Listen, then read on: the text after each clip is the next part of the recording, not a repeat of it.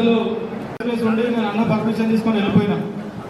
వాళ్ళు చెప్పిన విషయాలు ఏంటంటే ఏం చెప్పలేరు మన కార్యకర్తలు, మన నాయకుల దృష్టికి తెచ్చారు అన్న సురేందర్ అన్న గారు, ఇంకా చాలా మంది.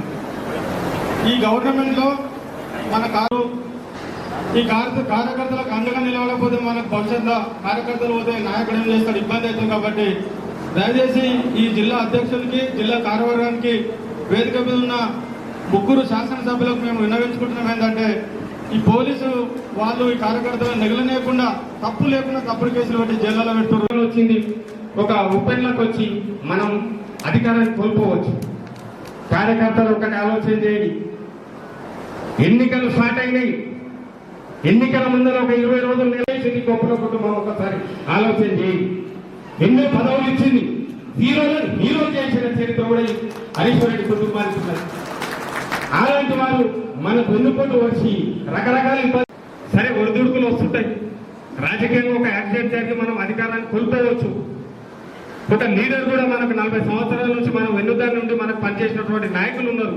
వాళ్ళ దగ్గర పోయి ఇప్పుడు మనం ఇదే మహేష్ అన్న దగ్గర పోయి మన ఇంట్లో కూడా కొట్లాడి నాకు ఇది కావాలని శక్తి ఉన్నటువంటి కార్యకర్తలు మనం ఉన్నాం. సరే ఆపద వచ్చింది అనుకోలేం, ఈ విధంగా మనం ఓడిపోతామని కూడా ఎవరు కూడా కళలో ఉంది. పొరపాట్ల వల్ల కూడా అలాంటి దుర్మార్గుల వల్ల కూడా మనం ఓడిపోయినాం. ఒక కార్యకర్తల సమస్య కానీ ప్రజా సంక్షేమం కోసం ఎవరిని కూడా ఇబ్బంది పెట్టదు. పెద్దలు గౌరవ పెద్దలు కేసీఆర్ మన హరీశ్వర్ రెడ్డి గారు ఏ విధంగా ఉన్నారు, వాళ్ళకి ఏ విధంగా ఇంత సమానంతో నుంచి రాజకీయాల్లో ఉన్నాం. మరి పార్టీ ఎన్నికలు అనేవి ప్రతి 5 ఏళ్లకు ఒకసారి వస్తుంటాయి. ఎన్నికల్లో గెలుపు ఓటమి సహజం. తప్పకుండా ప్రజలనేది అవకాశం చూసుకొని ఏ ప్రభుత్వం మంచిది చేస్తుందో అనొక ఆశతోటి ఓట్లేసిన సందర్భాల్లో గెలుపు అన్నట్టు తప్పకుండా దాన్ని మనం ఆస్వాదించాలి.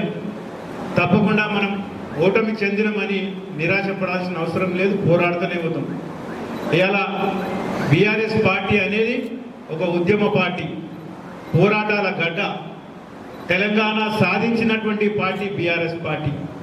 ఒక ఉద్యమ పార్టీగా వెలిచి దాదాపు 14 సంవత్సరాలు పోరాటం చేసి ప్రజలను, యువకులను, ఉద్యోగస్తులను అందరినీ కూడా ఏకం చేసి కొట్లాడి అలా తెలంగాణ సాధించినటువంటి తెలంగాణలో గడిచినటువంటి 10 సంవత్సరాల్లో అనేక సంక్షేమ అభివృద్ధి కార్యక్రమాలు చేసినటువంటి పార్టీ కూడా బీఆర్ఎస్ పార్టీ.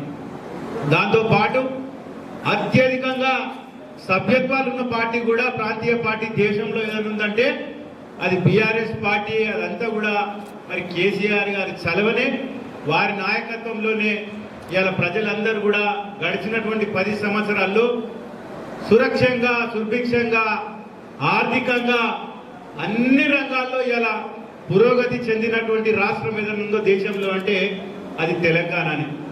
ఆ ఘనత కూడా ఒక కేసీఆర్ గారికి దక్కింది. ఇలా మనం చూస్తున్నాం, గడిచినటువంటి 10 సంవత్సరాల్లో అనేక సంక్షేమాలు చేసినాం.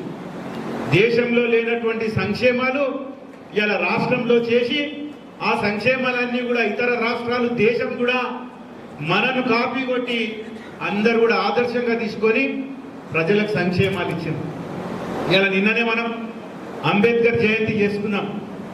ఇలా అంబేద్కర్ గారు ఏం చెప్పారు మనకప్పుడు, తెలంగాణ అనేది వచ్చిన సందర్భంలో ఆర్టికల్ 3 పెట్టిన అంబేద్కర్ చదవనే ఇలా తెలంగాణ వచ్చింది.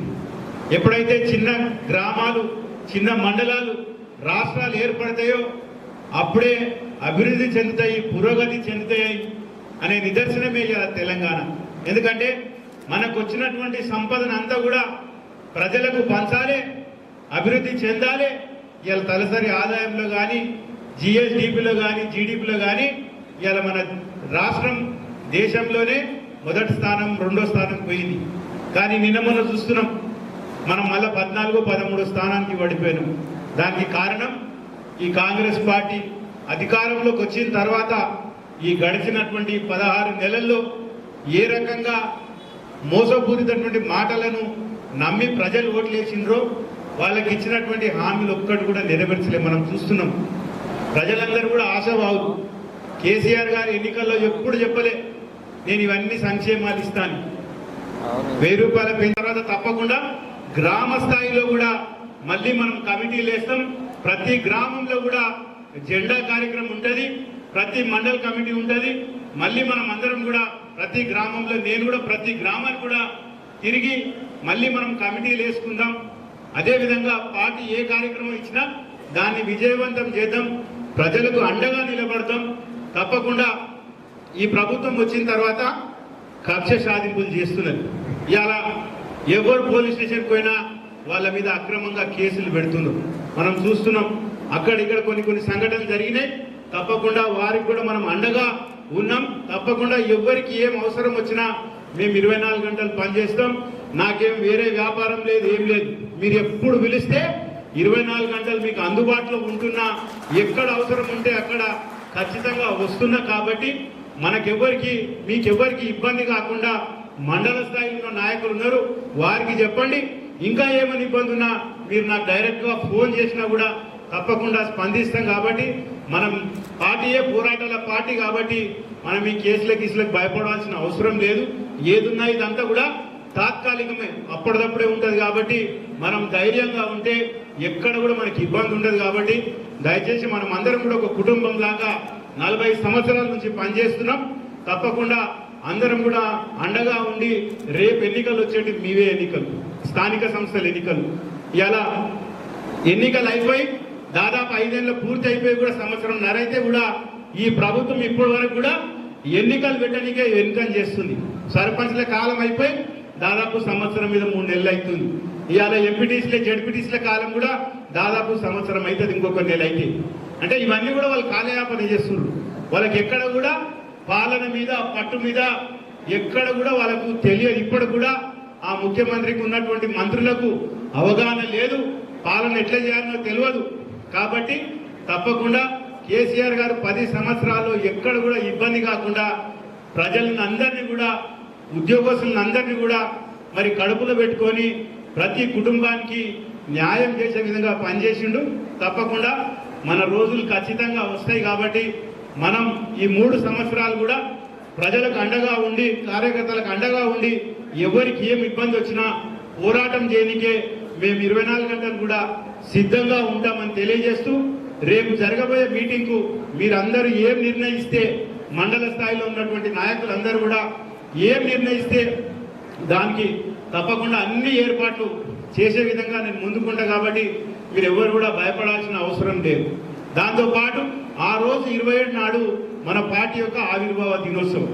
ఆ రోజు తప్పకుండా ప్రతి గ్రామంలో కూడా మనం జెండా ఎగిరేయాలి. మీరు దానికన్నా ముందే ప్రతి గ్రామంలో కూడా మన జెండా కట్టలు ఉంటాయి, దానికి రంగులు వేయించుకొని మీకు ఆ జెండాలు కండువలు అన్నీ కూడా పార్టీయే సమకూరుస్తుంది. అవి ఖచ్చితంగా ఆ రోజు పొద్దున్నే మనం 6 గంటలకే జెండా ఎగిరేయాలి. మనం ఇక్కడ నుంచి వరంగల్ మనకు దాదాపు 250 కిలోమీటర్లు. మనం వీడికెళ్ళి అప్ప వరకు పోయినాక ఆడ మనం ఔటర్ రింగ్ రోడ్ ఎక్కుతాం. కాబట్టి 250 కిలోమీటర్లు అంటే మనకు ఖచ్చితంగా 5 గంటల నుంచి 6 గంటలు ఈజీగా పడుతుంది.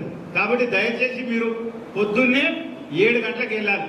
గ్రామంలో వచ్చినటువంటి వారు పొద్దున్నే గ్రామంలో ఇంత టిఫిన్ చేసుకుందాం, అక్కడనే ఏర్పాటు చేద్దాం. అక్కడ ఎవరైనా మన నాయకులు ఉంటారు, వాళ్ళు ఇంత చెప్తే ఖచ్చితంగా టిఫిన్ ఏర్పాటు చేస్తారు. మధ్యాహ్నం కూడా మనం పులిహోరన భోజనం ఏదో ఒకటి పార్సల్ తీసుకుందాం.